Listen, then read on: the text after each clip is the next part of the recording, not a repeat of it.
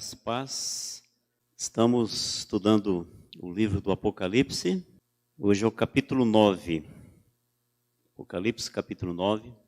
Nós vamos ler esse capítulo, depois vamos fazer uma breve recapitulação. Apocalipse, capítulo 9. Vamos ler aqui, Apocalipse, capítulo 9. O quinto anjo tocou a trombeta e viu uma estrela caída do céu na terra, e foi-lhe dada a chave do poço do abismo. Ela abriu o poço do abismo, e subiu fumaça do poço como fumaça de grande fornalha, e com a fumaceira saída do poço, escureceu-se o sol e o ar. Também da fumaça saíram gafanhotos para a terra, e foi-lhes dado poder como o que tem os escorpiões da terra.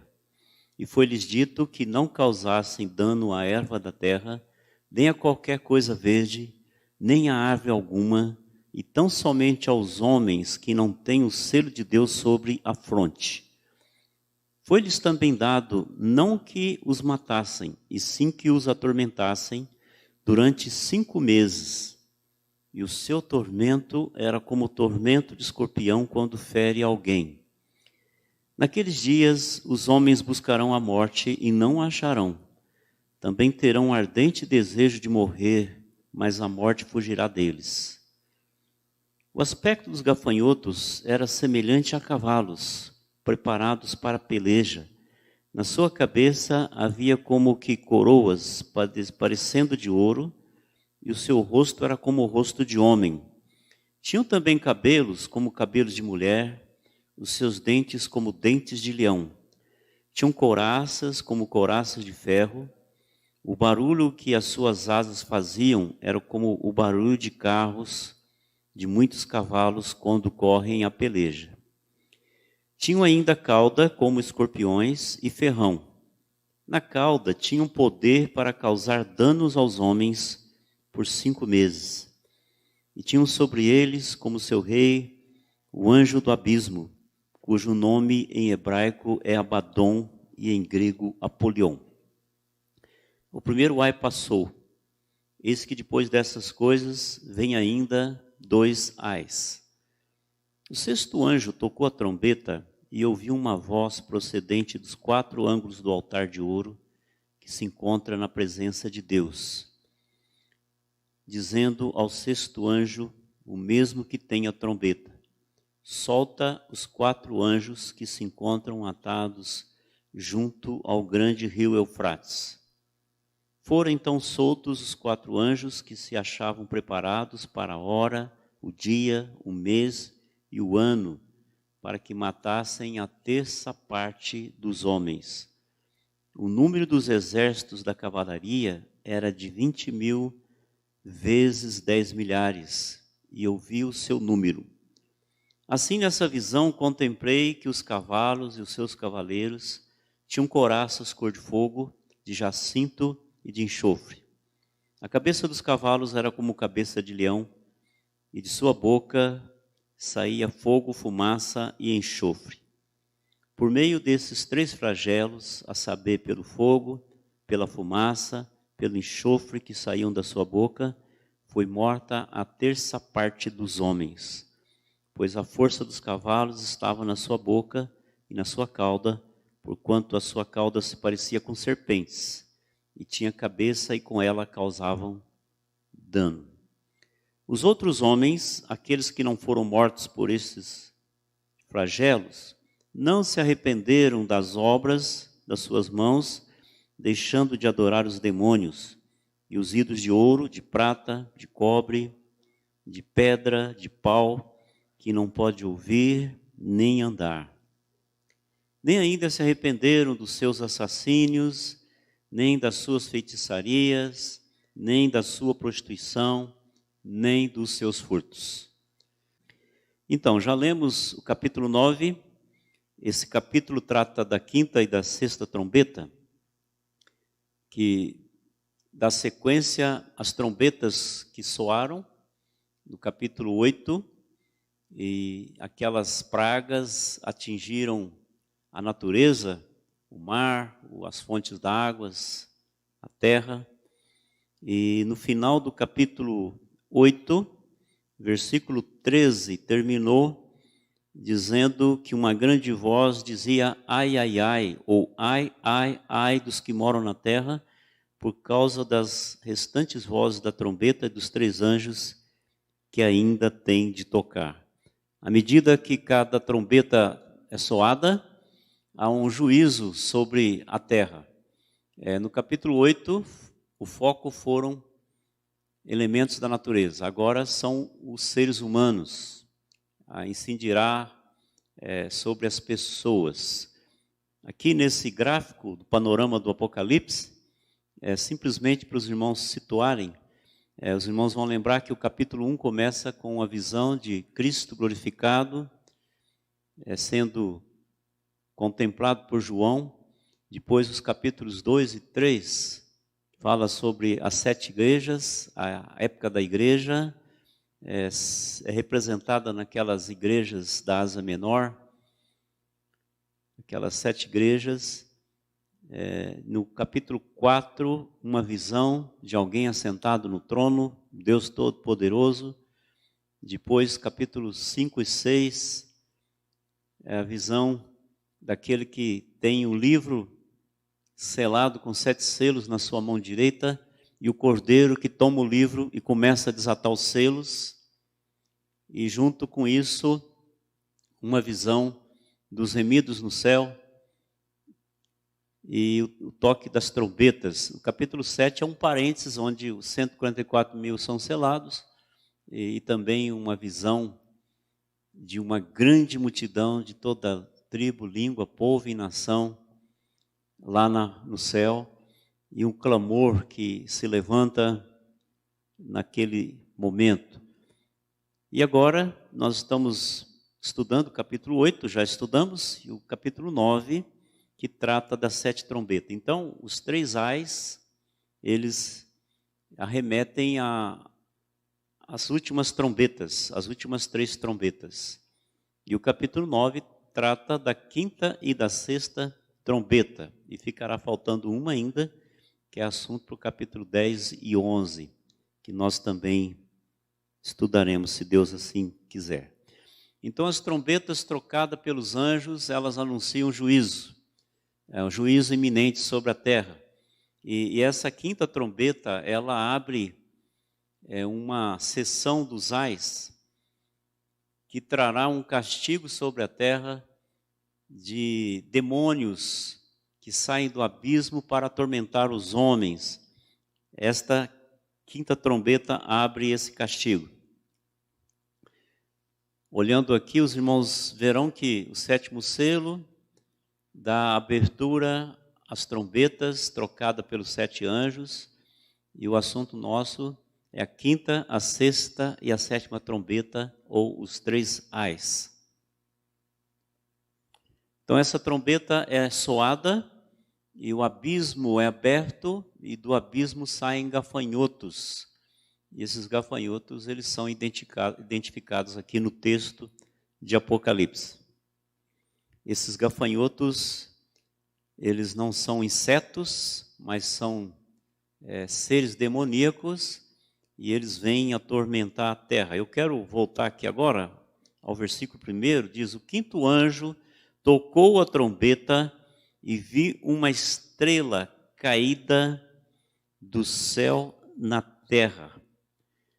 Notem que não diz que João vê uma estrela caindo do céu na terra, mas ele viu uma estrela caída do céu na terra. A estrela já havia caído em outra ocasião. Aqui está se tratando de um anjo caído. Aqui não se trata de um anjo bom, um anjo eleito, mas um demônio que caiu, e há a interpretação de muitos que se trata do próprio Satanás, Lúcifer, que caiu. É uma estrela já derrotada. Quando foi mencionado do poder de Jesus sobre os demônios, Jesus mencionou que ele via Satanás caindo do céu. É bom verificar essa referência, Lucas capítulo 10, verso 18. Lucas 10, 18, eu vou voltar e ler para vocês. Aqui se trata daquele contexto quando Jesus enviou os 70 discípulos. Eu vou ler o 17 também. Então regressaram os 70, possuídos de alegria, dizendo: Senhor, os próprios demônios se nos submetem pelo teu nome. Então, sob o nome de Jesus, os demônios foram expulsos, foram submetidos pelos discípulos. Mas Jesus disse: eu via Satanás caindo do céu como um relâmpago. Anjos são chamados na Bíblia de estrelas. Lá no livro de Jó isso acontece, né? Isaías 14 também é dito sobre a queda de Lúcifer: como caíste do céu, ó estrela da manhã, se referindo à pessoa de Lúcifer, ou o próprio Satanás. E é dito que João viu aquela estrela caída do céu na terra, e foi-lhe dada a chave do poço do abismo. Então é dada uma autoridade, a chave do poço do abismo, a autoridade para abrir o abismo. Esse abismo aqui é um lugar de detenção de demônios. Aqui se trata de uma prisão para demônios. É o mesmo abismo em que será preso Satanás antes que haja o reino de paz do Messias. Ele é mencionado lá no capítulo 20, Apocalipse capítulo 20, versículos de 1 a 3, que estudaremos também em uma ocasião posterior. Lá diz assim: então vi descer do céu um anjo, tinha na mão a chave do abismo e uma grande corrente. Ele segurou o dragão, a antiga serpente, que é o diabo, Satanás, e o prendeu por 1000 anos. Lançou no abismo, fechou e pôs selo sobre ele, para que não mais enganasse as nações, até se completasse os 1000 anos. Depois disto é necessário que ele seja solto por pouco tempo. Lá é visto um anjo prendendo Satanás. Aqui é visto um anjo com autoridade, claro, concedida por Deus, para abrir o poço do abismo. Dar a liberdade aos gafanhotos que sairão de lá. Então, o verso diz: foi-lhe dada a chave do poço do abismo, autoridade para abrir o abismo. O verso 2 diz: ela, a estrela caída do céu, ou esse demônio, né, ou o próprio Satanás, abriu o poço do abismo e subiu fumaça do poço como fumaça de grande fornalha. O adágio já diz: onde a fumaça, há fogo, né? Aqui se trata do lugar do juízo. Fogo simboliza juízo. Então, quando o abismo é aberto, fumaça sobe dali, e com a fumaceira saída do poço, escureceu-se o sol e o ar. Esse anjo é um anjo das trevas, provavelmente Lúcifer, Satanás. E o verso 3 diz que também da fumaça saíram gafanhotos para a terra. Gafanhoto na Bíblia é símbolo de destruição. A praga dos gafanhotos, que foi a 8ª praga lá no Egito, ela trouxe grande destruição sobre a terra do Egito. E no Velho Testamento, os gafanhotos são usados para castigo sobre os povos, especialmente o povo rebelde de Israel e o povo rebelde de Judá. Joel, o livro do profeta Joel, capítulo 1, capítulo 2, ele fala desses gafanhotos que trazem grande destruição. Não há maior calamidade no mundo do que uma praga de gafanhotos. São milhões de gafanhotos. Gafanhotos que destroem tudo por onde passam. Eles não deixam nada verde, nenhuma relva, nenhuma erva.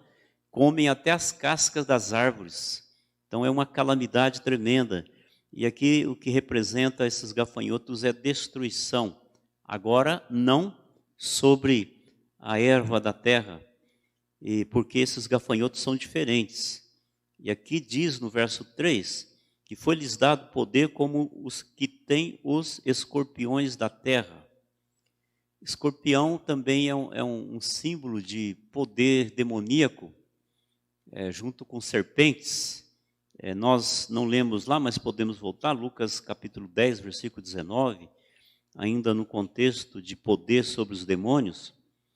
Lucas 10, após dizer que Jesus disse que via Satanás caindo do céu como relâmpago, no verso 19 diz: eis aí vos dei autoridade para pisar de serpentes e escorpiões. Aqui Jesus não está se referindo ao inseto e à víbora, à cobra, mas ele está se referindo ao poder do inimigo. Serpentes, escorpiões e sobre todo o poder do inimigo, nada absolutamente vos causará dano.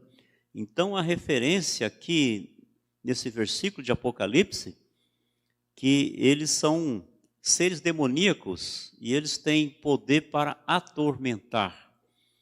É muito raro que um escorpião mate alguém, a não ser que seja uma criança com menos de 8 anos de idade, mas dificilmente o escorpião tem veneno para matar um adulto, mas ele tem veneno para atormentar, para causar dores extremas a uma pessoa. Quem já foi picado por escorpião sabe muito bem do que eu estou falando. Mas a esses escorpiões foi dado limites, eles foram limitados.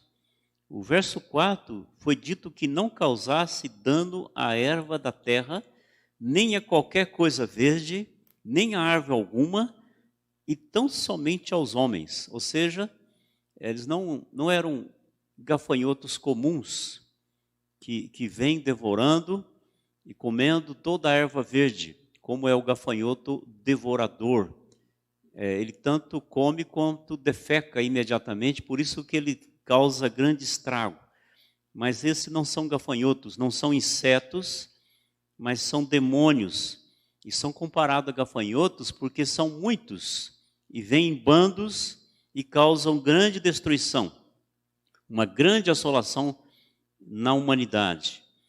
Eles têm esse limite para não causar dano a nenhuma árvore, a nenhuma erva, a nenhuma relva, mas tão somente aos homens, mas há uma limitação aos homens que não têm o selo de Deus sobre a fronte. Aqueles que não são de Deus, aqueles que pertencem à besta, ao anticristo, esses sofrerão o tormento. Mas aqueles que foram selados por Deus, são sua propriedade, eles não tocarão nesses escolhidos. Esta é a interpretação aqui desses que são mencionados. A estrela que cai do céu, provavelmente Lúcifer, aquele que caiu, e Jesus o viu caindo como um relâmpago.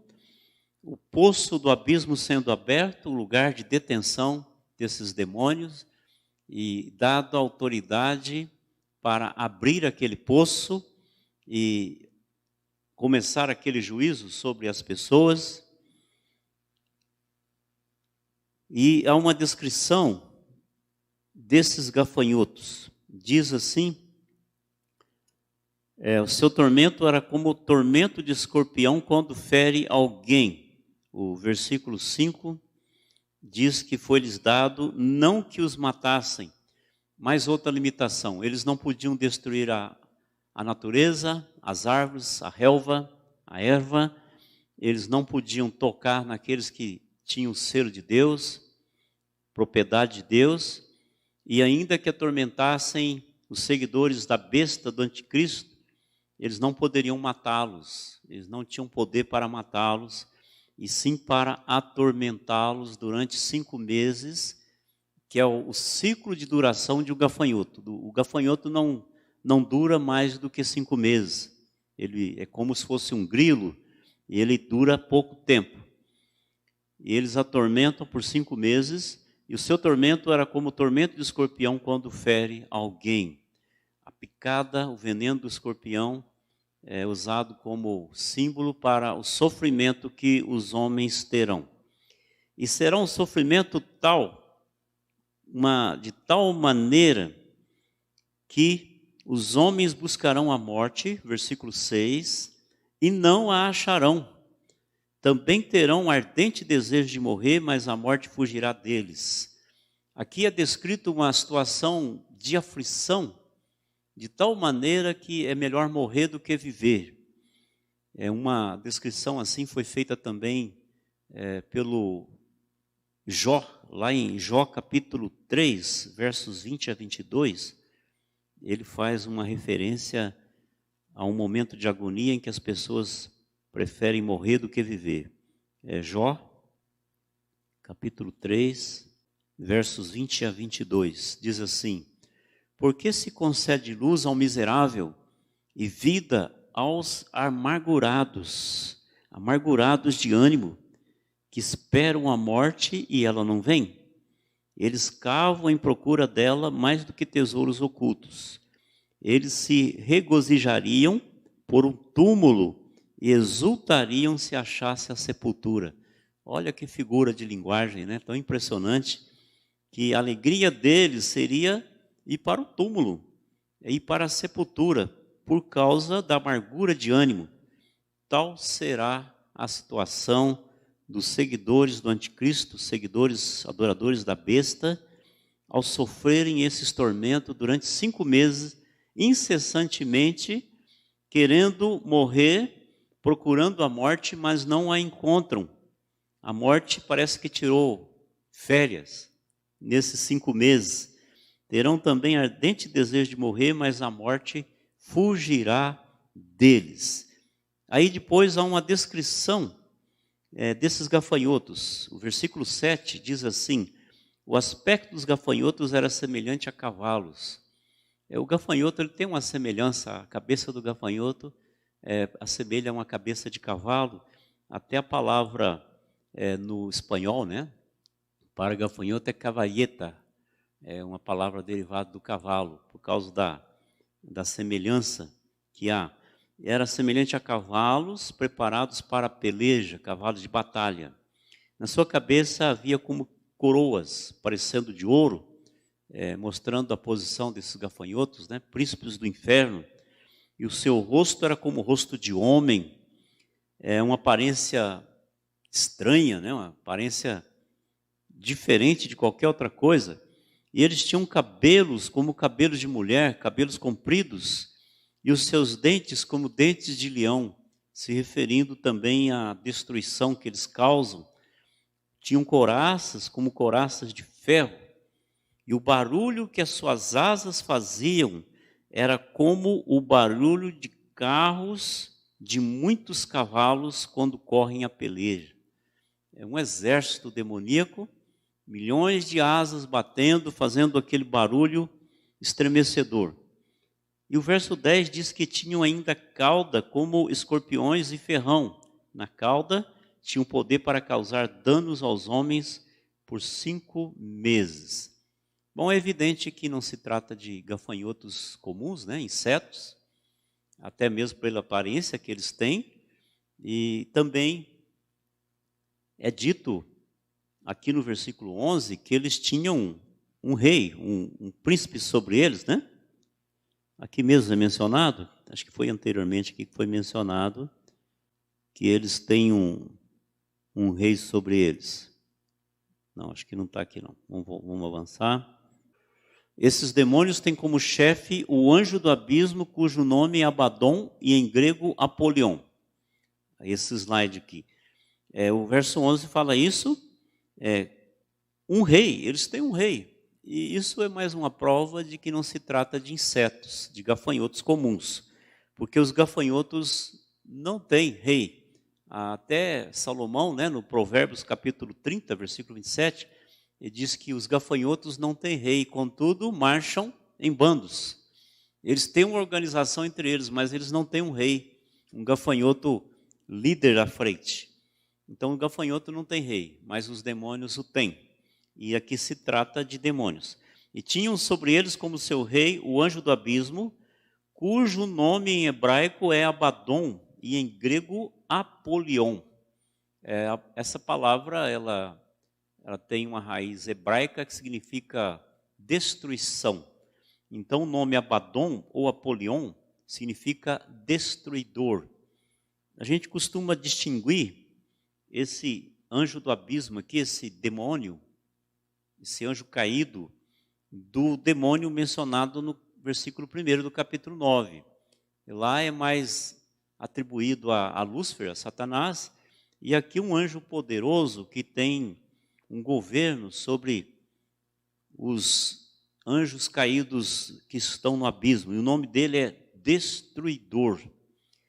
E com essa aparição dos gafanhotos com o seu rei, Abaddon ou Apolião, dependendo se é no hebraico ou no grego, o primeiro ai se passou. O primeiro julgamento da quinta trombeta aconteceu. Eis que depois destas coisas vem ainda 2 ais, ainda a iminência de outros castigos terríveis sobre a terra. E isso acontece com o toque da sexta trombeta. Quando se toca a sexta trombeta, o anjo toca a sexta trombeta, é mencionado no versículo 13 que ouviu uma voz procedente dos 4 ângulos do altar de ouro. Ali supõe-se que seja a voz do próprio Jesus Cristo, né? Dando a ordem. E a ordem é que se solte os 4 anjos. Então, do altar do ouro, da presença de Deus, diz ao 6º anjo, o mesmo que tem a trombeta, aqui está se referindo à resposta da oração, do incenso que subiu à presença do Deus Todo-Poderoso, da voz dos mártires que estavam debaixo do altar. Lá no capítulo 6, João viu as almas dos decapitados, mártires que estão debaixo do altar, clamando por vingança. E lhes foi dito que aguardasse um pouco tempo até que se completasse o número dos conservos. Agora a oração está sendo respondida e o castigo está vindo sobre os seres humanos. Então sai lá daquele altar onde subiram as orações, o incenso das orações, subiram da presença de Deus. Lembra que eu mencionei que o altar está perto do trono, diante do trono. As orações sobem à presença daquele que se assenta no trono. Então é dito que solte os 4 anjos que se encontram atados junto ao grande rio Eufrates. O fato deles estarem em grilhões, amarrados, nos indica que eles também são demônios, não são anjos bons, né? Por que razão, qual seria a explicação para que anjos de Deus estivessem amarrados? Não há nenhuma explicação, né? Aqui talvez há um paralelo, provavelmente um paralelo entre esse texto dessa trombeta com Apocalipse 16, 12 a 16, quando o rio Eufrates seca-se para dar passagem aos exércitos dos reis do lado do nascer do sol, né? Talvez uma referência à China, Coreia do Norte, né? Aqueles reis que vêm lá do lado do nascer do sol, do Oriente. Então, é dito que solte os 4 anjos que se encontram atados junto ao grande rio Eufrates. Por isso que eu fiz aqui a ligação, né, com a seca do rio Eufrates, pensando já no capítulo 16. Versículo 15. Foram então soltos 4 anjos que se achavam preparados para a hora, o dia, o mês e o ano, para que matassem a 1/3 dos homens. Deus tem mantido presos esses demônios que são comandantes de um grande exército, que é mencionado a seguir, com um propósito. Ele usará os próprios demônios para trazer sofrimento aos homens, para trazer juízo sobre os homens, sobre a terra. Por isso que é mencionado que eles estão preparados, ou seja, Deus os encerrou em prisão para a hora, o dia, o mês e o ano. Nem um pouco mais, nem um pouco menos. Exatamente no tempo determinado por Deus, naquele momento da grande tribulação, é que eles serão soltos com o propósito de matar a 1/3 dos homens. Então esses 4 príncipes demoníacos que são soltos, eles comandam um grande exército. E João ouve o número desse exército, versículo 16. o número dos exércitos da cavalaria era de 20.000 vezes 10 milhares, e eu vi o seu número. É só multiplicar, né? Isso dá 200 milhões de demônios. É muito. E eles vêm com esse regimento, né? Com esse grande exército. E João descreve a aparência desses cavaleiros, desse exército tão grande. Versículo 17. Assim, nesta visão, contemplei que os cavalos e os seus cavaleiros tinham couraças cor de fogo. Fogo fala sobre juízo, né? O vermelho, o jacinto, o azul e o enxofre, que tem cor amarelada. Enxofre sempre esteve ligado a juízo também. Fogo e enxofre caíram sobre Sodoma e Gomorra. A cabeça dos cavalos era como cabeça de leão, e a sua boca saía fogo, fumaça e enxofre. E por meio desses três flagelos,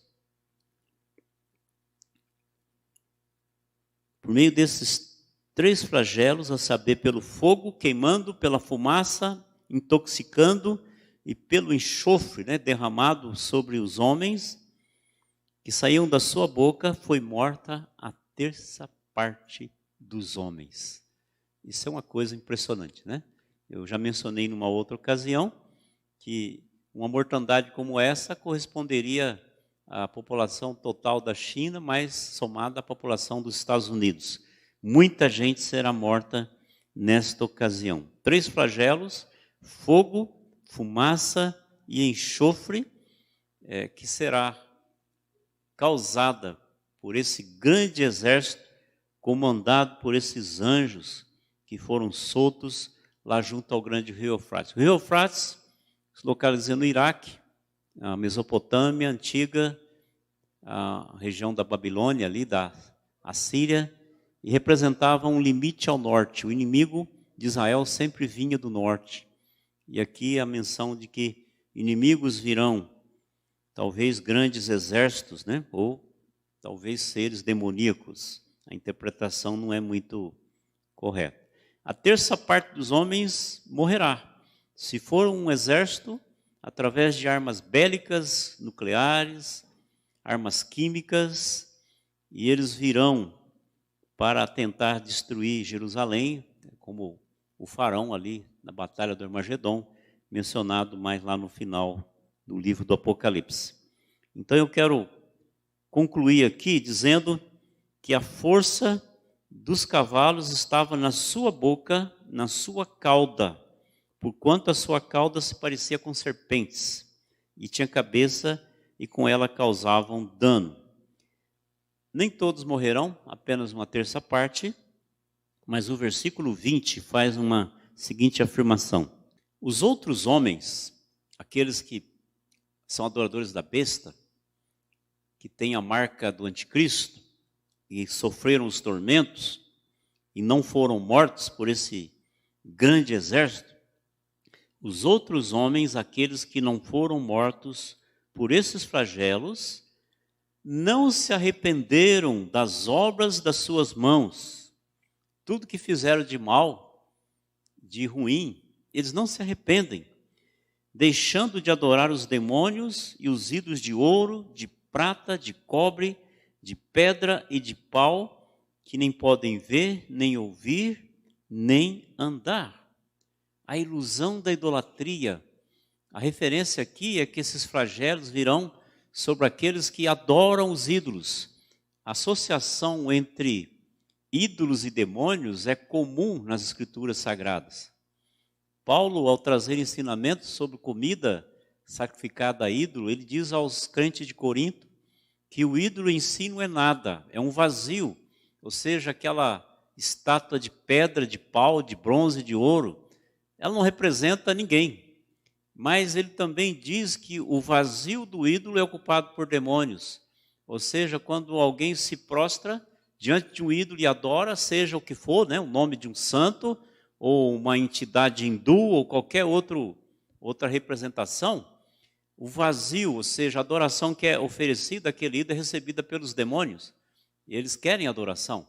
E eles aproveitam o vácuo, o vazio do ídolo para receber adoração. Então, aquele que adora ídolo, adora a demônios. E é isto que está acontecendo aqui.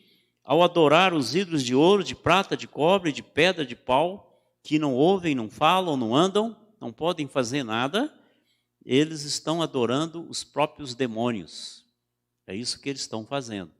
Essa é uma abominação, essa é uma afronta a Deus. Por esta razão também Israel e Judá foram levados ao cativeiro babilônico e sofreram lá por causa da idolatria. E agora Deus está castigando a idolatria da humanidade através desses flagelos. A ilusão da idolatria, lá em Isaías capítulo 44, versículos 19 e 20, Isaías capítulo 44, tem uma figura impressionante sobre a loucura da idolatria. Eu vou ler mais versos do que isso, é muito importante esse capítulo. Eu vou começar no versículo 9.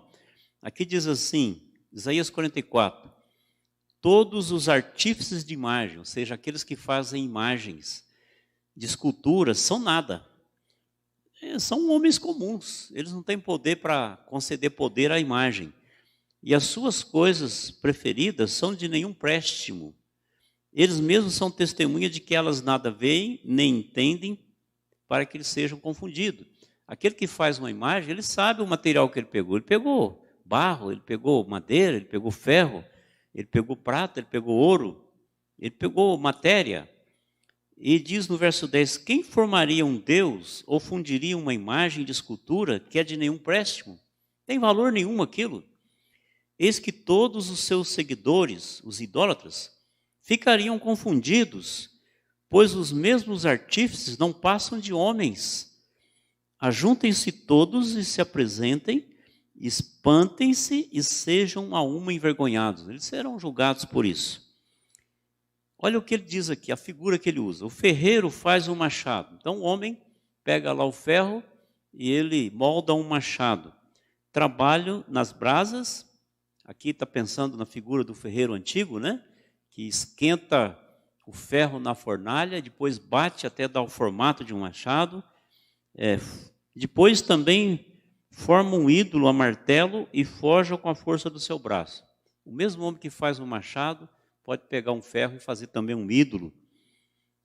Ele tem fome e a sua força falta, não bebe água e desfalece. Ou seja, ele é um homem comum. Ele tem fome, ele descansa, ele precisa descansar. Como é que um homem pode fabricar um Deus? Impossível. O artífice em madeira estende o cordel e com o lápis esboça uma imagem. Aqui já está falando daquele que faz um ídolo com madeira. Alisa-o com a plana, marca com compasso e faz a semelhança de um homem que possa morar em uma casa. Versículo 14. Um homem corta para si cedros, vai para o bosque e corta a árvore. Toma um cipreste ou um carvalho, fazendo escolha entre árvores do bosque. Planta o pinheiro e a chuva faz crescer. O homem plantou, o homem cortou, o homem faz um ídolo com a madeira. Tais árvores servem ao homem para queimar. Ele pega daquela mesma madeira, pode pegar os galhos e queimar, acender um fogo. Com parte da sua madeira se aquenta nos dias frios, ele queima aquela madeira para se aquecer. Com a outra ele coloca no fogão a lenha e coze o pão, faz a sua comida. E com outra parte ele faz um Deus, a mesma madeira que queimou para se aquecer, que usou para cozinhar a sua comida, agora ele pega um pedaço e ele esculpe um Deus, uma imagem, e depois ele se prostra diante dele, daquele Deus. Esculpe uma imagem e se ajoelha diante dela. Metade ele queima no fogo, com ela coze a carne para comer, assa e farta-se, e também se aquenta e diz, haja me aquento, contemplo a luz. Do resto faz um Deus, uma imagem de escultura, ajoelha-se diante dela, prostra-se, e lhe dirige a sua oração dizendo, livra-me, porque tu és o meu Deus. Sabe o que está falando aqui o profeta Isaías? Essa é a maior ignorância que existe. É um estúpido. Às vezes um cientista, um médico, né, um professor de faculdade que estudou tanto A ciência desse mundo se ajoelha diante de uma estátua, diante de um ídolo de madeira, diante de um ídolo de bronze, feito por um homem. E aqui está dizendo que a maior estupidez que pode existir é a idolatria. É colocar algo no lugar do Deus verdadeiro, que é Espírito, que não pode ser representado por nenhuma figura sequer. Mas é isso que eles fazem. Eles se ajoelham e dizem: livra-me, porque tu és o meu Deus. E ele diz mais, no verso 18, nada sabem, nem entendem. A única sabedoria que eles precisariam, que faria diferença para a vida eterna, era essa, que só existe um Deus e esse não é um ídolo. Essa eles não têm. Por que eles não sabem? Porque eles são cegos, se lhes grudar os olhos para que não vejam, e o seu coração já não pode entender. Nenhum deles cai em si, já não há conhecimento, nem compreensão para dizer: metade queimei, cozi o pão sobre as suas brasas, assei sobre elas carne e as comi. E faria eu do resto uma abominação? O que é uma abominação? Um ídolo? Então eu vou pegar o restante dessa madeira e fazer um ídolo e ajoelhar-me diante de um pedaço de árvore. É isso exatamente, né? É um pedaço de árvore, um pedaço de bronze, um pedaço de ouro, um pedaço de madeira, um pedaço de qualquer coisa. Aí diz: tal homem se apacenta de cinza, sofrimento para sua alma, e o seu coração enganado o iludiu, a ilusão da idolatria, de maneira que não pode livrar a sua alma nem dizer: não é mentira aquilo em quem confio. Ele não consegue raciocinar espiritualmente e chegar à conclusão: eu estou acreditando numa mentira, eu estou acreditando em algo que foi feito por homem, e ajoelhando-me e adorando e dirigindo as minhas orações a um pedaço de pau, a um pedaço de ferro. E é isso exatamente o que está acontecendo aqui em Apocalipse capítulo 9, versículo 20. Os flagelos vieram sobre aqueles que não arrependeram das obras das suas mãos, fizeram seus ídolos e se prostraram diante deles. E não deixaram de adorar os demônios, porque não deixaram de adorar os ídolos de ouro, de prata, de cobre, de pedra, de pau, que nem pode ver, nem ouvir, nem andar. Esses mesmos que adoram os ídolos, também adorarão a imagem da besta, a imagem do anticristo e o próprio Satanás. E o versículo 21, nem ainda se arrependeram dos seus assassínios. Quantos crimes cometidos que ficaram impunes e agora são cobrados. Nem das suas feitiçarias, seus envolvimentos com rituais envolvendo drogas. Essa é a origem dessa palavra feitiçaria.